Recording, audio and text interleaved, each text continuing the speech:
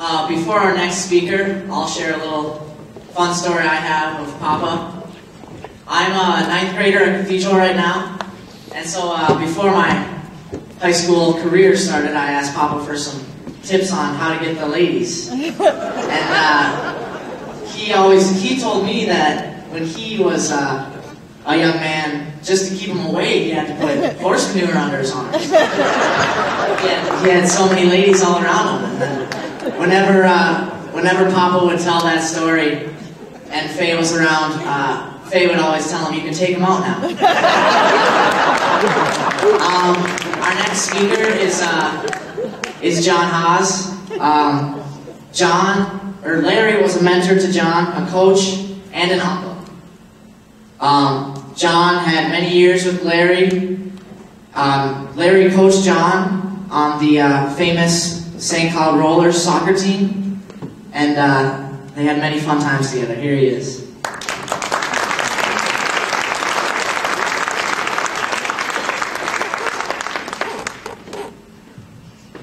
Well, I'm going to take you back to August 7th, 1993.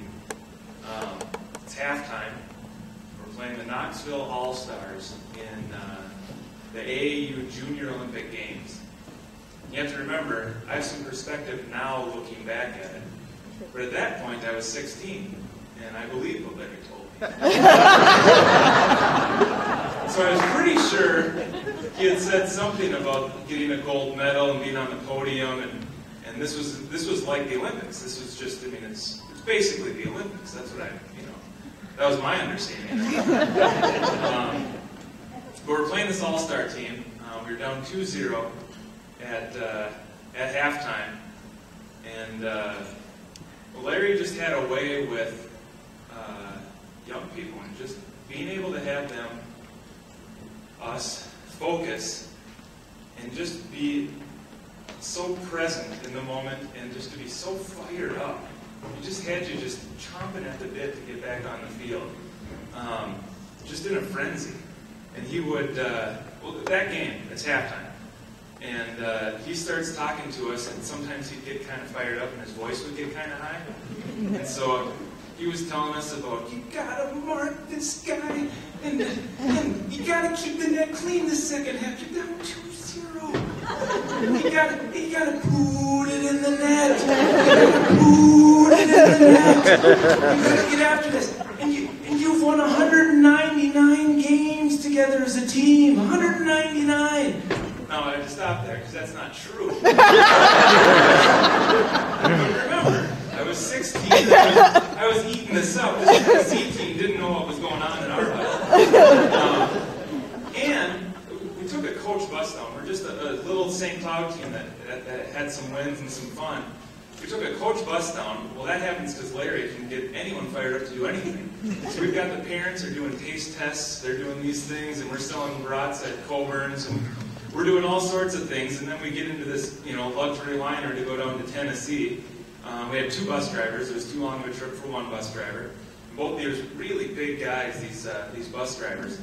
Well, Larry didn't just fire us up. He had the parents and the bus drivers working for us in the second half. The field was here, and there was this huge hill off of one side. And in soccer, time runs. The ball goes out of bounds, it doesn't matter. Time just keeps going. And second half, they're up 2-0. They're smart, so they start knocking the ball off the field. And our bus drivers are running down the hill like they're going to hurt themselves, jumping over logs, grabbing the ball, whipping it up, and they're doing like the sandbag thing to get it up the hill.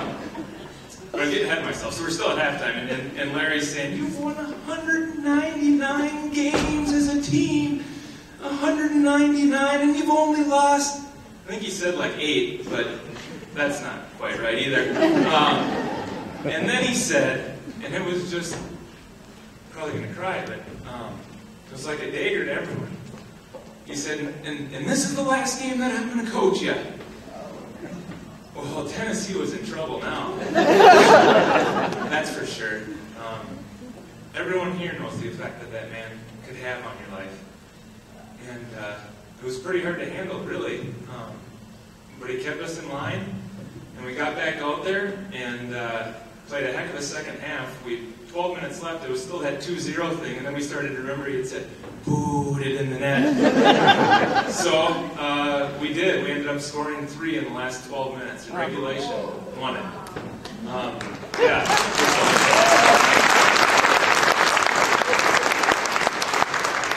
I remember Aaron Blumke, he goes by now, but Packy, to us at the time, the ball came to him, and he knocked it home, and we had known that was going to happen. He talked to us at halftime. He just believed when Larry said things. It was great. Larry took us after the game and kind of huddled us up, just talked to us a little bit. And he had this little saying he would always say before games. He would say, keep the net clean. He'd get all intense. Keep the net clean.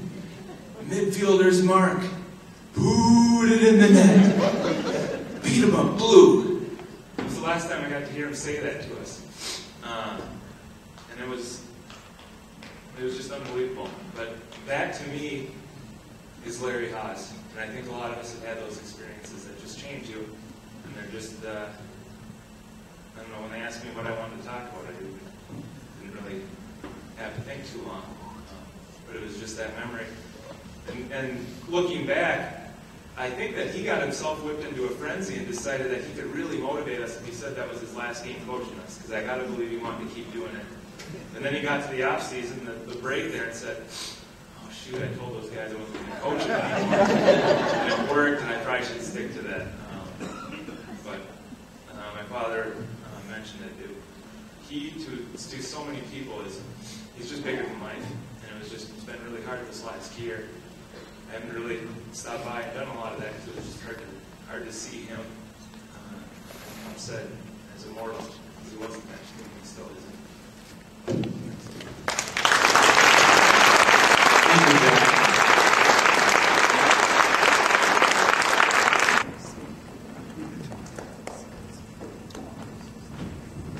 Can we hear it one more time for Eli? What a great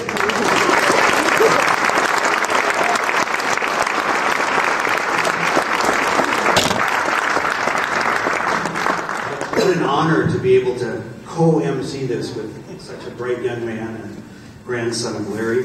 Just want to let you all know that any extra food here tonight is going to the Place of Hope. It's being donated to the Place of Hope. And again, thank you all for staying beyond that 5 o'clock hour. There was nothing magical about that, but there's a lot of magic still left in this room. There's a point. It was for one of my birthdays. Larry gave me the book Don Quixote. And Larry was a Don Quixote, stabbing at windmills sometimes, trying to do the unthinkable or the undoable, but I always found a way to do that. And if you were to leave, if Larry were to recommend a book for you tonight, I know he would say, pick up the book of Don Quixote, because it's the type of book you should read as a very young man or woman, and a middle-aged person, and then again in your later years, because the message reads a little bit differently each time. And if you would let me share with you those words when people said to Don Quixote, well, don't even try. It's life as it is. Don't try to overcome that. It's life as it is. Don Quixote spoke these words. I've lived for over 70 years, and I've seen life as it is. Pain, misery, cruelty beyond belief. I've heard all the voices of God's noblest creature. Moans from bundles of filth in the streets. I've seen my comrades fall in battle, or die more slowly under the lash in Africa. These were men who saw life as it is, but they died despairing.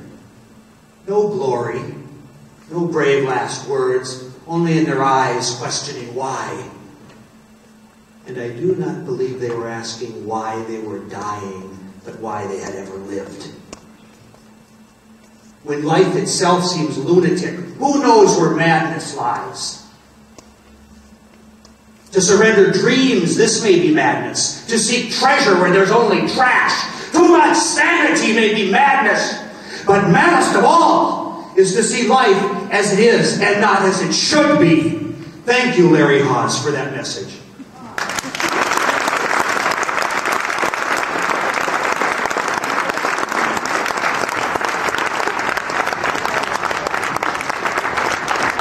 Thank you so much. Good night, everybody. Thanks for being here.